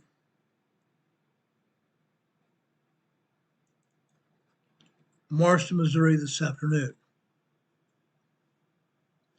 Nothing but tremors here. Now let's go north of Matthews.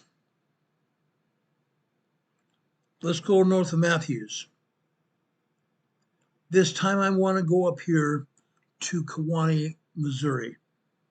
Kewanee, Missouri. Kewanee, Missouri. Look at this.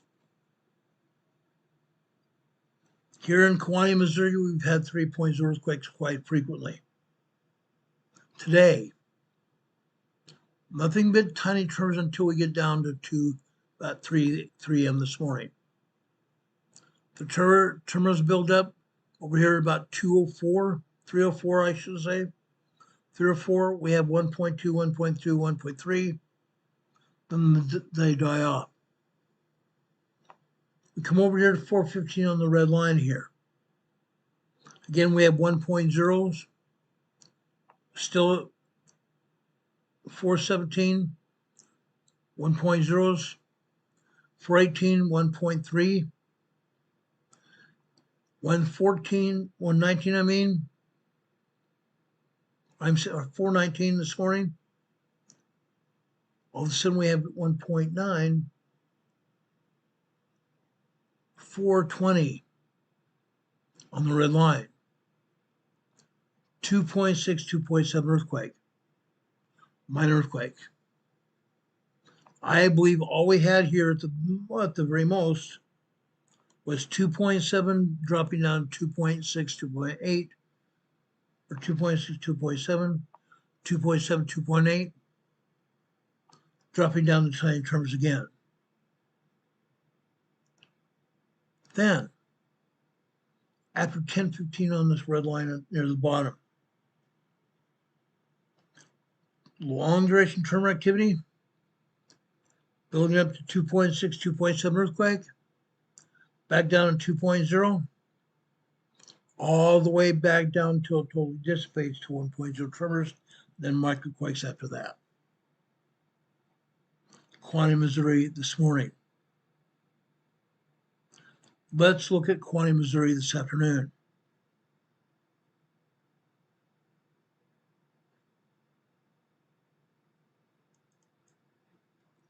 This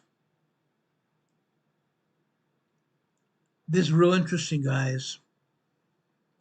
The top black line on the left-hand side is 12 noon. We come all the way across here. We come all the way across to 12:07. Still 2.0 earthquakes. It went from tiny tremors to 2.0 earthquake. Then all of a sudden we have 2.1, 2.2. And that's just above the size of it. Then it drops back down to tremors and then to microquakes and goes away. Kewanee, Missouri, guys. There's still enough earthquakes here in Missouri. Tons of them. Tons of them, guys. I'm not quite done yet. I'm not quite done yet.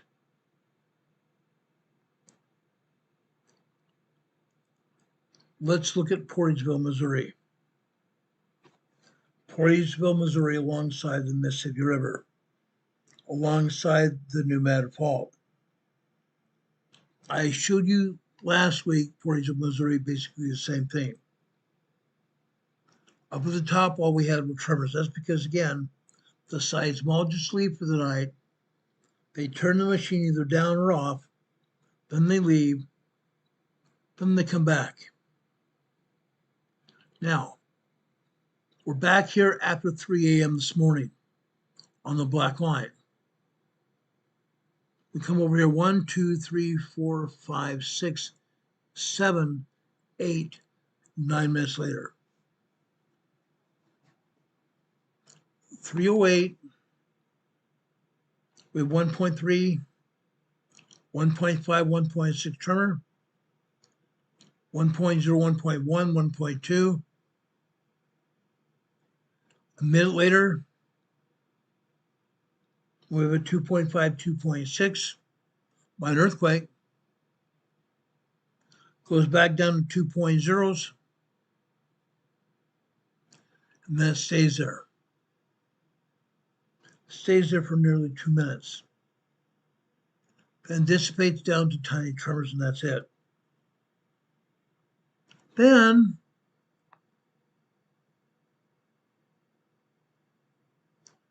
come down here to 6:45 on the left line, on the green line.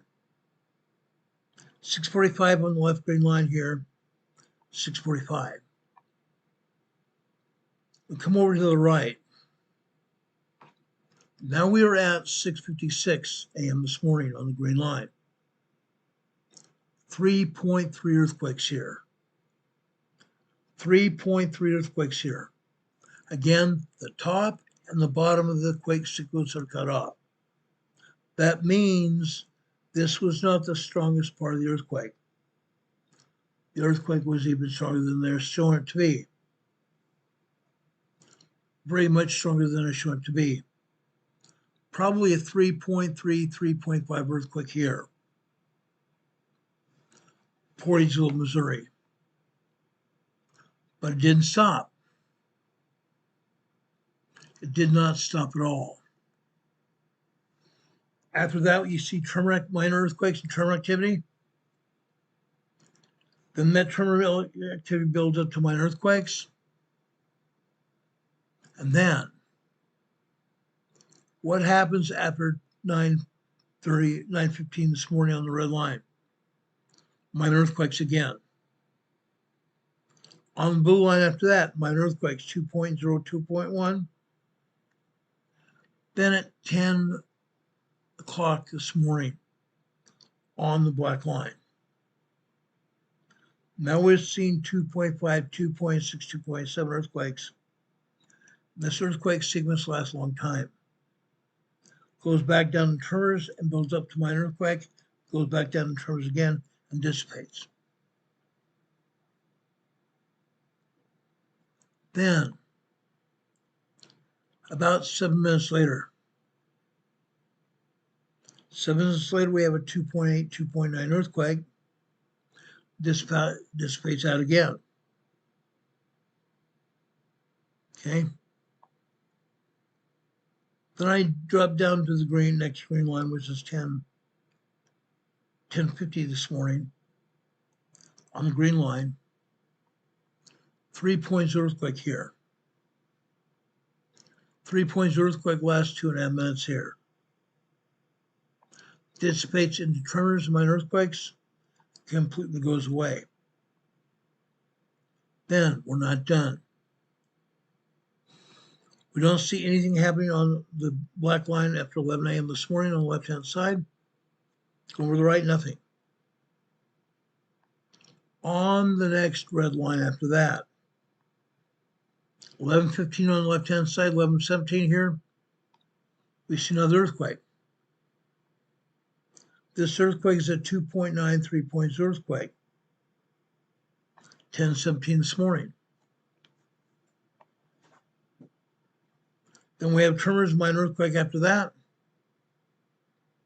Then we go drop down to the bottom green line here. 11:45 on the left-hand side. 11:17, 11:46, 11:47. Minor earthquakes. 11:46. These were 2.6, 2.7, 2.8 earthquakes. They go back down to tremors and build up 2.5, 2.6 earthquakes again. And before long, We're back at it 2.8, 2.9 again. And that's all we see the rest of this time. Off and on, 2.5, 2.6, 2.7 earthquakes here after 11:45 a.m. this morning. Portageville, Missouri, guys. The new Madrid fault is moving. It's moving in a big way. It has not settled down. It's not settled down. It's moving. The majority of the earthquakes are still minor earthquakes. Remember that. The majority of the earthquakes are still minor earthquakes. Not 3.0, but after that, we've had 3.0 as well. But the majority of the earthquakes are all 2.0, 2.9 minor earthquakes. Not felt earthquakes. Not felt earthquakes. Now, Portageville, Missouri this afternoon, right here. This is where it got to be different.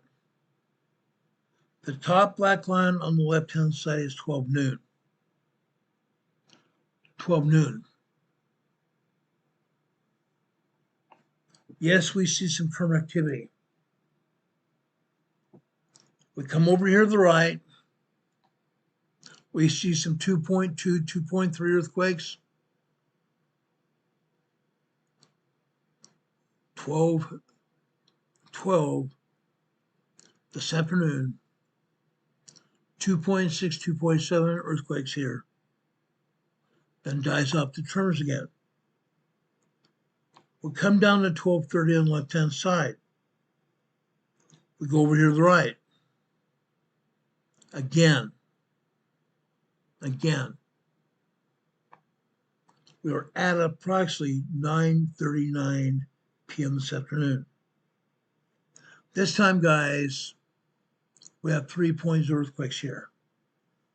3.0 earthquakes back to back here. This earthquake sequence lasts about 45 seconds. Back to back 3.0 earthquakes. Interesting. That woke somebody up here, didn't it? It did. And over here at 2:15, 2:16 this afternoon. 2:15, nothing but tremors. 2:16, nothing but tremors. Right before 2:17, 3.0, 3.1 earthquake hit. Right there. About 45 seconds worth of minor earthquake activity here. 45 seconds. Then, down here to 2:30, actually no, before that, on the black line at 3 p.m. this afternoon on the left-hand side, 0.01 point tremor, 1.1 tremor. Then we come over here to the right. 7 minutes later, 2, 3, 4, 5, 6, 7 minutes later. 2.6, 2.7 earthquake there. Drop down to the next red line. More minor earthquakes.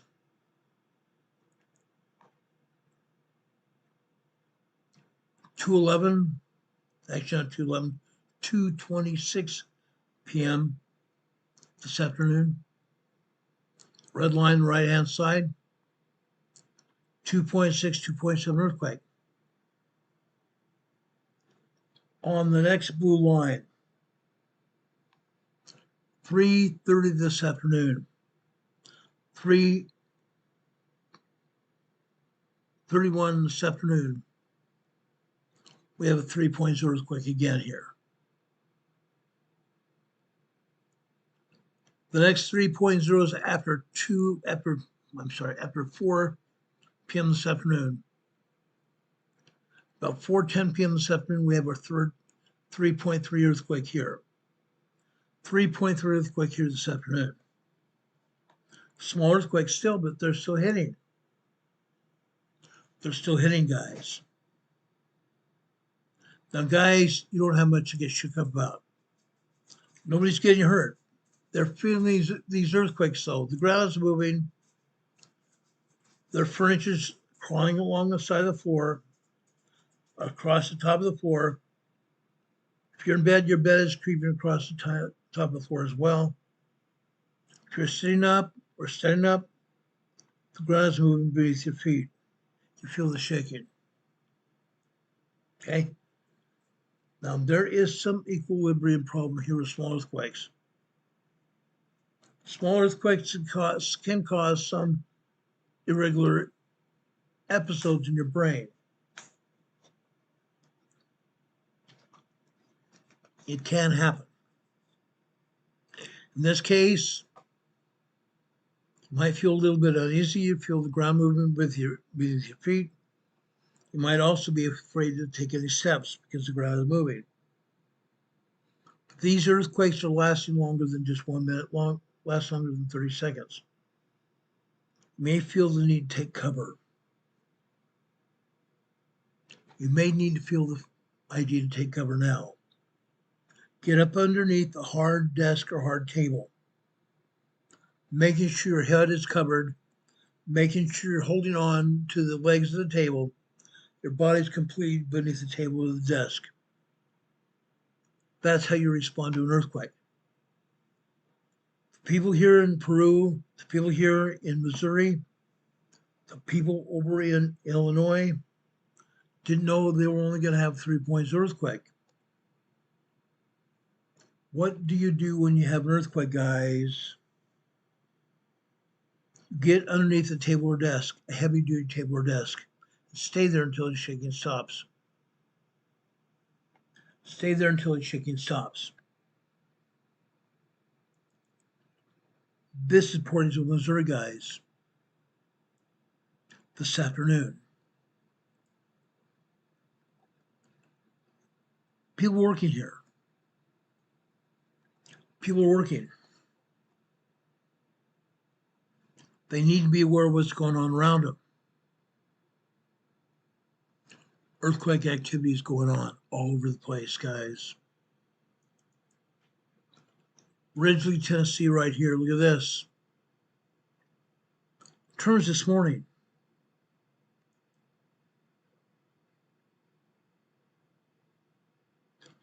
Tremors this morning all over Ridgely, Tennessee. This afternoon, the same thing. Nothing but tremors. You're not going to feel tremors here. These tremors are 1.0, 1.2, 1.3, maybe 1.4, but that's about it. Tremor activity, guys. The ground is shaking. You're not going to feel it. I want to go over to Illinois now. I've shown you Illinois here quite a few times when we've been on the air. About 8 times now since we've been on the air. Decatur, Illinois.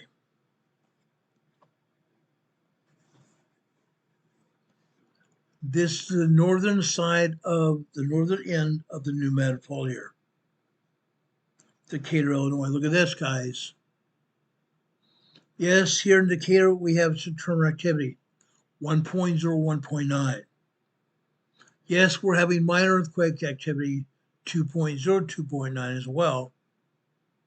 Yes, we are seeing 3.0, 3.5 earthquakes here.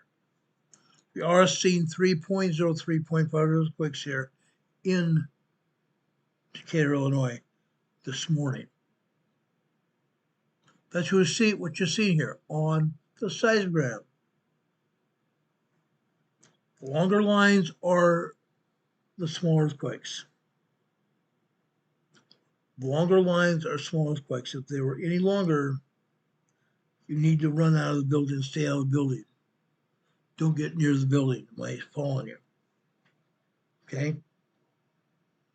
They're feeling 3.0, 3.5 earthquakes here in Illinois.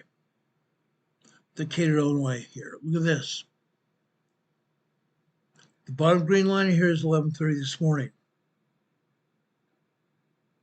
Yes, the ground is shaking. People here start feeling it, don't they? They start feeling it 2.0, 2.3, 2.5, 2.8, 2.9 by very minor people. People that are very sensitive might feel 2.8, 2.9. Nothing much less than that.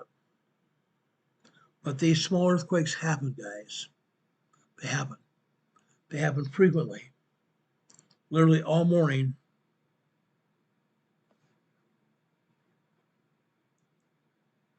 All morning and all afternoon too. Look at that. Okay. 2.8, 2.9, 1 point tremor, 1.0 tremors, 1.8 tremors, 2.0 earthquakes, 3.0 earthquakes here as well. That's what's happening here.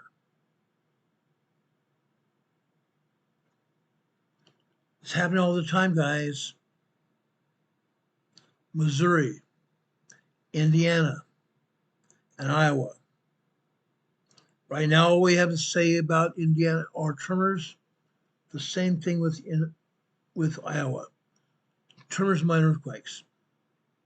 But that's it. Guys, as I said before, we're having small earthquakes here on the Pneumatic Fault. Last month, the beginnings of last month, we saw an earthquake sequence of 4.5 to 4.6 magnitude on the Pneumatic Fault in Missouri. It's going to happen again. It's going to happen again. Get ready, guys. As I said before, the Pneumatic Fault is going to give up its beast. It's going to get bad. It's going to get very bad. When this fault gives way,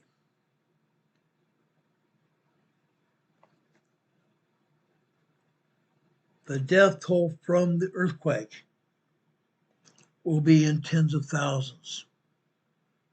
Tens of thousands. Why? Because the Pneumatic Fault stretches nearly 2,000 miles. The Pneumatic Fault stretches nearly 2,000 miles north to south. Millions upon millions of people live here on the Pneumatic Fault. There's going to be thousands of casualties. There's going to be thousands of injuries as well. Yes, you're going to need water.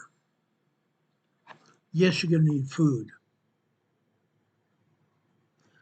Yes, you're going to need clothing. Right now, we've gotten very lucky. It's summertime. But come fall, you're going to want to take and redo your emergency preparedness kits for colder weather. Make sure you have plenty of food. Make sure you have plenty of water.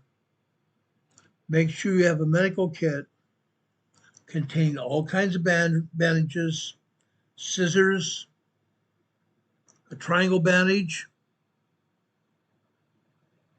The triangle bandage is good for much more than just a fracture, much more than cutting blood off. The triangle bandage can be fashioned into a sling for your arm. A sling for your arm tied behind your back, above your neck here. Think about it. All kinds of bandages, all kinds of sterile ointments, all kinds of scissors as well. From the small finger bandages, butterfly bandages, full-blown first aid kit. Full-blown first aid kit, guys. Make sure you have it. Make sure you have insulin as well. If you're diabetic like I am, you need your insulin. Without it, things can happen that are not good. Make sure you have your supplies. Make sure you have your supplies, guys. This is an absolute necessity. Now, does anybody have any questions for me? I've talked a lot about earthquakes. I've shown you a lot of earthquakes as well. This is real, guys. This is more real than anybody can ever think about. This is real. Very, very real.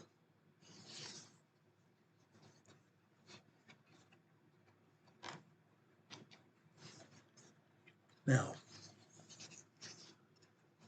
at the end of our programs, I've been sharing a devotional for you. We talk about all kinds of negative things all day long, but I want to bring something positive in your life. There are some who don't drink wine, but instead seek out liquors fermented from other fruits. Not for their health, mind you,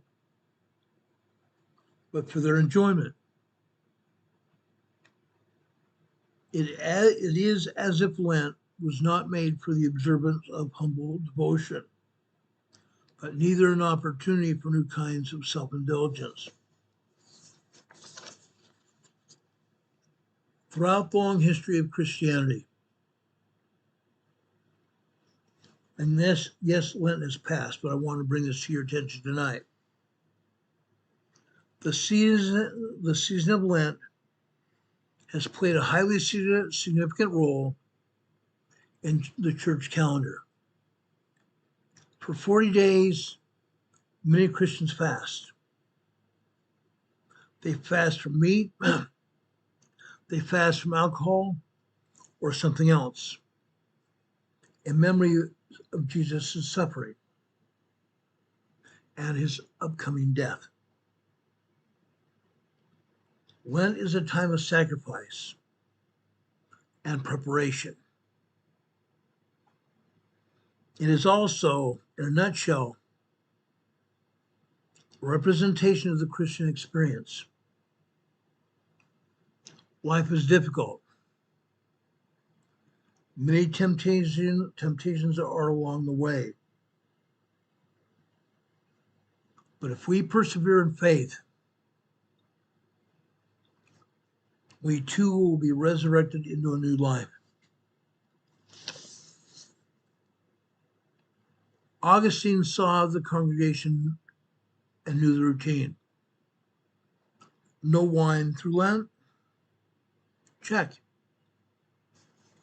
But he also knew that some had missed the point completely. Instead of drinking wine, they had simply opted for another alcoholic beverage. It was hardly a sacrifice at all. It was hardly in the spirit of the season. Augustine was well aware of the heart of self-deception. He knew how attractive it is to sacrifice. But sacrifice is not just love.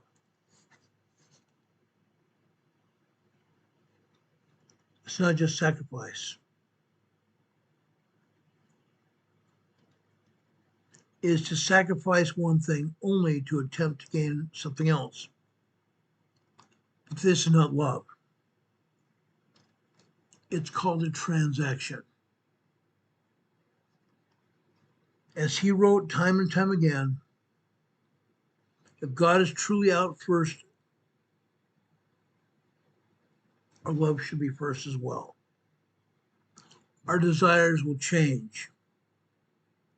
Self-sacrifice will no longer be a show, but rather a true expression of our love for one another. true self experience of love for someone who sacrificed everything for us. Today, ask God to transform you.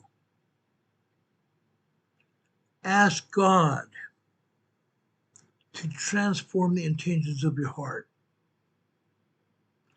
Ask Him to keep your heart in the right place. May your self-sacrifice be an opportunity to love God. May it help you also imitate Jesus Christ more fully. To imitate Jesus Christ more fully in our lives.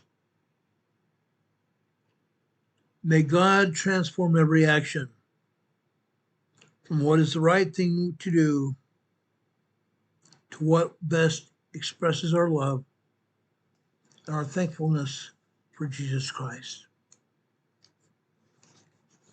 Let's do that, brothers and sisters.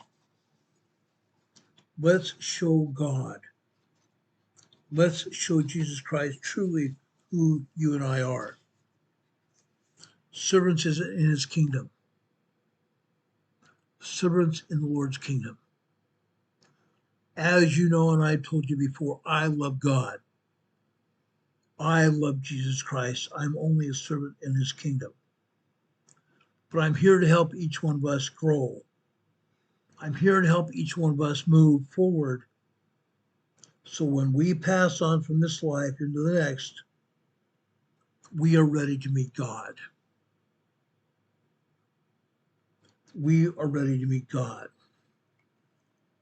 Now, guys, I used to joke around a lot.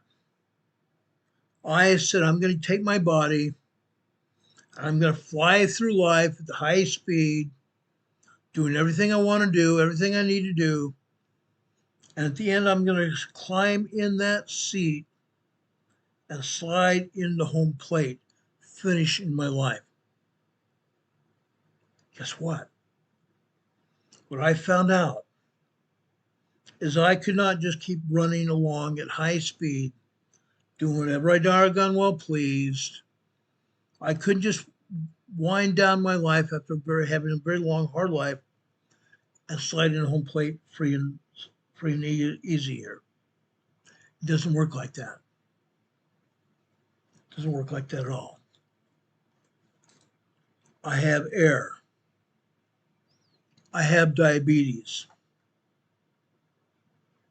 I basically only have access to one lung. I can't run like I used to, but I'm still doing the things I don't need to do. I may not run fast, but I run smart. I keep running, I keep pressing forward. That's all I'm asking each one of us to do is keep running and keep pressing forward. Keep running and have faith and keep pressing forward. Have faith in Jesus Christ. Follow Him. Have faith in Jesus Christ and follow Him. Brothers and sisters, I hope you have a good night and better tomorrow. If anything happens tonight or tomorrow, we'll be back on there and tell you about it. As soon as the information becomes available to us, we'll bring it to you. May God bless us this night always. May God bless us with all the things we stand in need of. I'm laying my hands on your head right now, giving you and your families blessings. God bless each one of you. May God give you the things you need to know and you need to do. Revelation to each one of you. May God be with you this day and always. God be with you until we meet again. We'll see you on the other side, guys. Have a good night. Take care. God bless.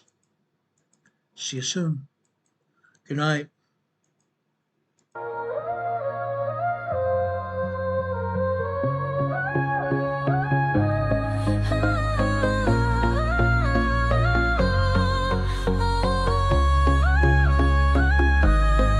Here at Emergency Management Associates, we're dedicated and true.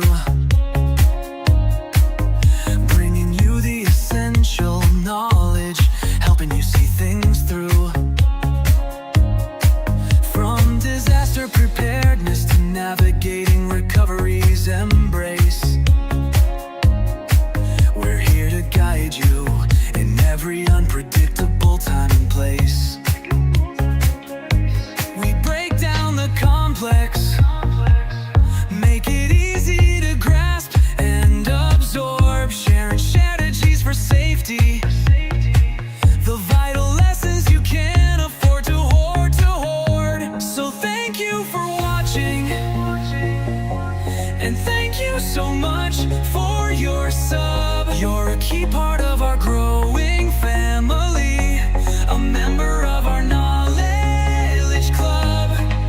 With every like, every share, and every comment you send our way, our critical message spreads further, helping more people every single day. Together we're stronger and more prepared. That's the truth we all abide.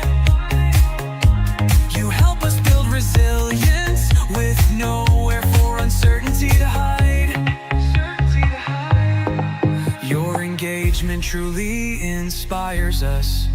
Your feedback acts as a guiding light, helping us continually grow and making our channel's future bright. We're always learning, always striving to be better.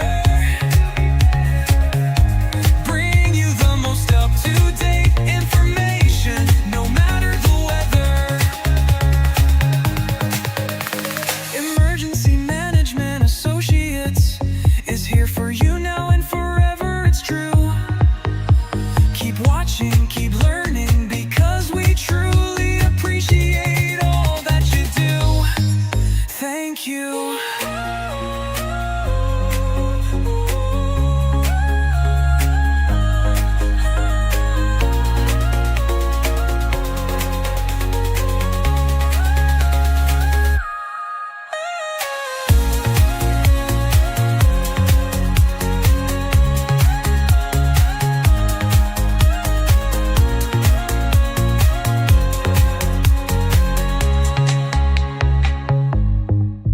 Thank you.